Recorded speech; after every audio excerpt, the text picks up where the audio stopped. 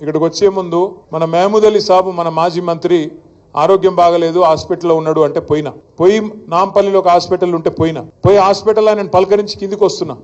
ఒక ముస్లిం లేడీ ఒక పెద్ద మనిషి వచ్చి నా చేయి పట్టుకుంది. బిడ్డ ఆగాగు అంటే ఏందమ్మా అంటే మందిలో వచ్చింది అడ్డం పడ్డది. ఆగు నువ్వు అక్కడ ఆగు అనే.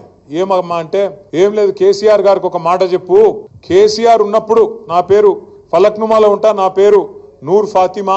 కేసీఆర్ అన్నకు చెప్పు అన్న ఉన్నప్పుడు మా ఇంట్లో కరెంటు పోకపోయేది, ఈ దరిద్రులు వచ్చినాక రోజుకి 8 సార్లు పోతున్నది, జల్దీ రమ్మను కేసీఆర్ ను అన్నది. అంటే ఎట్లమ్మా ఏం చేస్తాము, ఒక ఓటుకు తప్పు ఓటుకు మరి శిక్ష 5 ఏళ్ళు కదా, ఏం చేయాలి నేను అని నేనంటే ఏదన్నా ఉపాయం చూడు బిడ్డ, ఏదన్నా చూడరాదు మీరు అందరు కలిసి అంటున్నది. ఉపాయం ఏం లేదు, ఉపాయం ఒకటే. ఏ 10 మంది సన్నాసులైతే మన పార్టీ నుంచి పోయినరో ఆ 10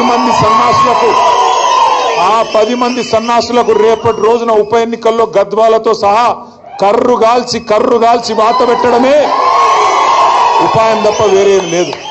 మీ అందరికీ నేను మాటిస్తా ఉన్నా, వీళ్ళు వాళ్ళు అని కాదు, మీ ఎమ్మెల్యే పేరు తీసుకునే అక్కర కూడా లేదు.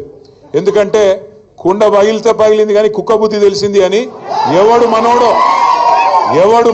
ఎవడు దుర్మార్గంగా మనతో నుండి వెన్నుపోటు పొడిచేటోడో మనకు అర్థమైంది. కాబట్టి అట్లాంటి వాళ్ళ పేర్లు తీసుకొని వాళ్ళను పెద్దోళ్ళని చేయాల్సిన అవసరం లేదు. ఆ 10